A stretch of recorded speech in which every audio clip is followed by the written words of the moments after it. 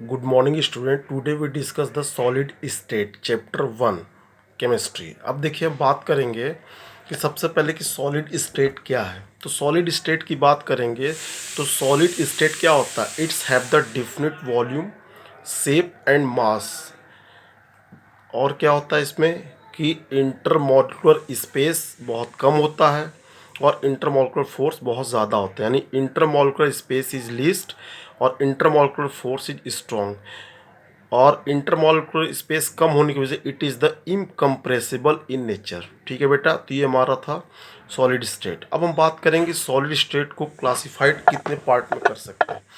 तो अगर solid state को देखें तो सॉलिड स्टेट को दो पार्ट में क्लासिफाइड कर सकते हैं। एक आपका क्रिस्टलाइन सॉलिड है, दूसरा आपका एमार्फस सॉलिड है। इस सॉलिड स्टेट को जो हम क्लासिफाइड करते हैं वो हमारा बेस होता है, ठीक है, कि on the basis of nature of order present in arrangement of their constitute particle, यानी कॉन्स्टिट्यूट पार्टिकल के अरेंजमेंट के बिहाफ पे क्रिस्टलाइन सॉलिड और एमार्फस सॉलिड को हम क्लासिफाइड करते हैं। ठीक है, अब देखिए हम बात करेंगे क्रिस्टलाइन सॉलिड को फर्दर हम क्लासिफाइड करते हैं चार पार्ट में। और ये जो हमारा क्रिस्टलाइन सॉलिड को हम क्लासिफाइड करते हैं ये हम करते हैं, ठीक है, इसमें on the basis of nature of intermolecular force के नेचर के बिहाफ पे क्रिस्टलाइन सॉलिड को हम चार पार्ट में डिवाइड करते हैं। तो पहला हमारा होता है मॉलिक्यूलर सॉलिड, दूसरा आपका होता है आयनिक सॉलिड, तीसरा आपका होता है मेटेलिक सॉलिड और चौथा आपका होता है कोवलेंट सॉलिड या नेटवर्क सॉलिड। ठीक है, तो हम बात करते हैं एक एक करके। पहले सबसे पहले हम बात करेंगे, ठीक है, अब फिर आगे देखते हैं कि मॉलिक्यूलर सॉलिड हमारा है non polar solid, molar solid और हाइड्रोजन सॉलिड। इस तरीके से हम सॉलिड स्टेट को क्लासिफाइड करते हैं। अब एक एक करके समझेंगे क्रिस्टलाइन सॉलिड हमारा क्या है। ये क्रिस्टलाइन सॉलिड का मतलब होता है कि इसमें जो कॉन्स्टिट्यूट पार्टिकल का जो अरेंजमेंट होता है ये लॉन्ग फॉर्म के लिए होता है। और एमार्फस सॉलिड में जो सॉलिड होते हैं इनमें अरेंजमेंट ऑफ पार्टिकल जो होता है ये शॉर्ट रेंज के लिए होता है। ठीक है, अभी आगे हम इसको डिफरेंस जब पढ़ें तो वहाँ पे ज़्यादा और डिस्कस करेंगे। अब देखिए हम बात करते हैं मॉलिक्यूलर सॉलिड की। तो मॉलिक्यूलर सॉलिड्स जो हमारा होता है इसमें जो कॉन्स्टिट्यूट पार्टिकल होता है वो हमारा क्या होता है, मॉलिक्यूल्स होता है या ग्रुप ऑफ एटम्स होता है। ठीक है, अब मॉलिक्यूलर सॉलिड्स को अगर हम डिवाइड करते हैं नॉन पोलर, पोलर और हाइड्रोजन बॉन्ड सॉलिड में, तो नॉन पोलर सॉलिड जो हमारा होता है, ठीक है, ये नॉन पोलर हमारा सॉलिड होता है। इसका जो कॉन्स्टिट्यूट पार्टिकल होता है ये एटम्स होता है और मॉलिक्यूल दोनों में से कोई हो सकता है।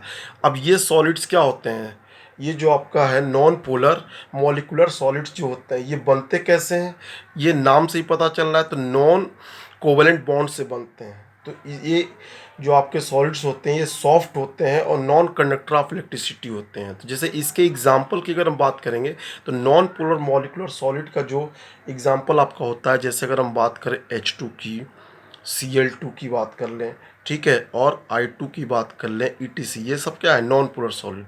दूसरा हमारा है कि पोलर मॉलिक्यूलर सॉलिड क्या होता है। तो नाम से ही पता चल रहा है कि पोलर मॉलिक्यूलर सॉलिड यानी इनके बीच क्या होंगे, पोलर कोवलेंट बॉन्ड होंगे। ठीक है, और इसमें क्या होता है कि डाइपोल डाइपोल इंटरेक्शन होता है। ये भी सॉलिड्स क्या होते हैं, सॉफ्ट होते हैं और नॉन कंडक्टर ऑफ इलेक्ट्रिसिटी होते हैं।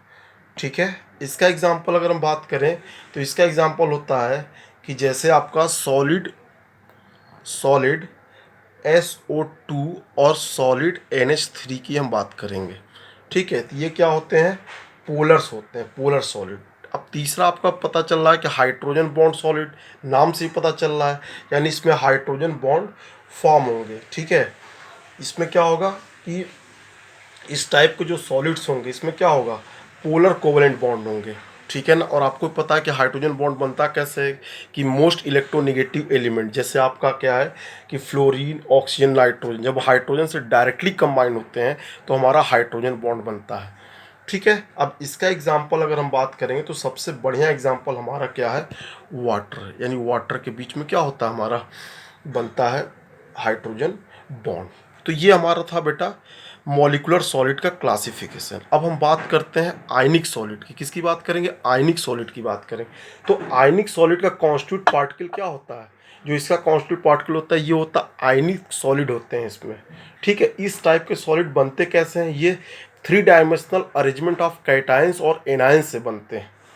ठीक है, 3 dimensional arrangement of cations and anion से बनते हैं। ये क्या होते हैं, ये हार्ड होते हैं, ब्रिटिल इन नेचर होते हैं।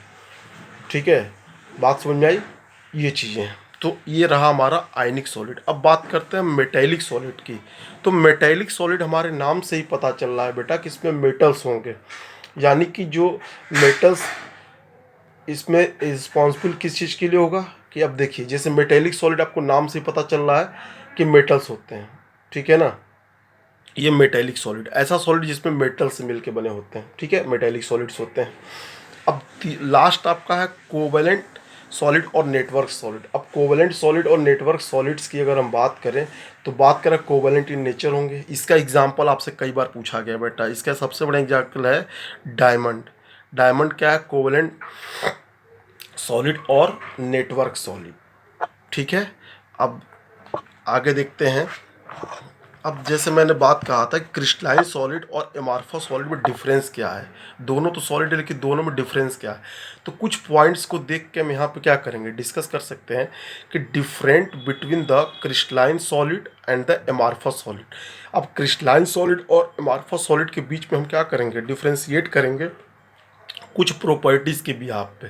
जैसे हमारी पहली प्रॉपर्टी अगर देखें, शेप क्या है, तो क्रिस्टलाइन सॉलिड का जो शेप होता है वो डिफिनिट होता है और जियोमेट्रिकल शेप, यानी डिफिनिट जियोमेट्रिकल शेप होता है। यानी इसका क्रिस्टलाइन सॉलिड का शेप क्या होता है, फिक्स होता है। और एमार्फस सॉलिड की बात करें तो एमार्फस सॉलिड का शेप क्या होता है, इनडिफिनिट या इरेगुलर शेप होता है। दूसरी प्रॉपर्टी देखें, क्लीवेज प्रॉपर्टी। क्लीवेज प्रॉपर्टीज का मतलब होता है कि अगर क्रिस्टलाइन सॉलिड को किसी शार्प चीज़ से अगर हम काटते हैं तो काटने के बाद क्या होता है कि दो जो पार्ट बनेंगे, दोनों प्लेन क्या होते हैं, दो अलग अलग पार्ट बनेंगे और स्मूथ प्लेन बनेंगे काटने के बाद। ठीक है, और अगर एमार्फस सॉलिड को काटते हैं तो एमार्फस सॉलिड को काटने के बाद क्या होता है, इरेगुलर शेप होते हैं, यानी स्मूथ नहीं होते, रफ सरफेस आपको मिल सकते हैं। अब अगर नेचर की बात करें तो क्रिस्टलाइन सॉलिड क्या होता है, ये ट्रू सॉलिड होता है, और एमार्फस सॉलिड होता है ये स्यूडो सॉलिड होता है या सुपर कूल्ड सोल्यूशन होते हैं। यानी ये सॉलिड की तरह दिखते तो हैं लेकिन सॉलिड होते नहीं है रियल में।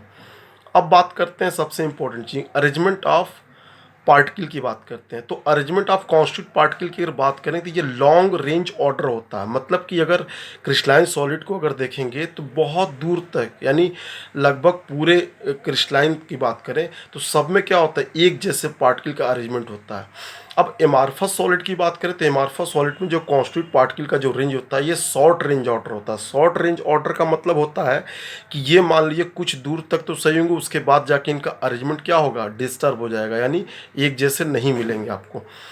अब एन आइसोट्रॉपिक, तो आपका जो क्रिस्टलाइन सॉलिड है ये एन आइसोट्रॉपिक इन नेचर होता है। एन आइसोट्रॉपिक नेचर ये होता है आइसोट्रॉपिक के नेचर। इनकी प्रॉपर्टीज़ क्या होती है, डिफरेंट डायरेक्शन में अलग अलग हुई, इनकी डिफरेंट डायरेक्शन में क्या होगी, सेम होगी। जैसे हम एग्जांपल की बात करें एन आइसोट्रॉपिक की तो इसका सबसे बढ़िया एग्जांपल आपका NaCl का है, और एन आइसोट्रॉपिक की बात करें तो इसका सबसे बढ़िया एग्जांपल आपका ग्लास या क्वार्टज ग्लास या आपका रबर है।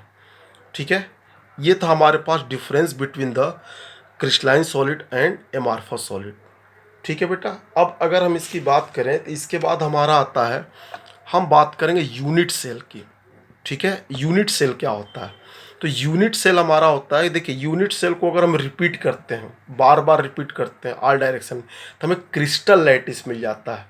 यानी हम कह सकते हैं कि यूनिट सेल हमारा क्या है कि smallest portion of a crystal lattice which when repeated in different direction generate the entire lattice। मतलब कि कह रहे हैं कि यूनिट सेल को अगर हम क्या करें, लगातार रिपीट करें डिफरेंट डायरेक्शन में तो पूरा का पूरा हमको क्रिस्टल लैटिस मिल जाता है। ठीक है, आप एग्जाम्पल के लिए ऐसे समझ सकते हैं, जैसे अगर वॉल आप बना रहे हैं या घर बना रहे हैं तो जैसे कि देखिए ईंट के ऊपर ईंट रखते जाते हैं, तो ईंट के ऊपर ईंट रखते रखते जब बहुत सारे ईंट को रखते थे एक पूरी की पूरी क्या होती है, दीवार बन जाती है। यानी हम कह सकते हैं कि बेसिक यूनिट ऑफ वॉल क्या होगा, आपका ब्रिक्स हो सकता है। ठीक है बेटा, अब इसके बाद हम बात करेंगे बेटा क्रिस्टल लैटिस की। तो क्रिस्टल लैटिस क्या होता है आपका, क्रिस्टल लैटिस को अगर हम बात करेंगे तो regular 3 dimensional arrangement of point in space is called the crystal lattice. ठीक है बेटा, आज के वीडियो में बस यहीं तक, थैंक यू।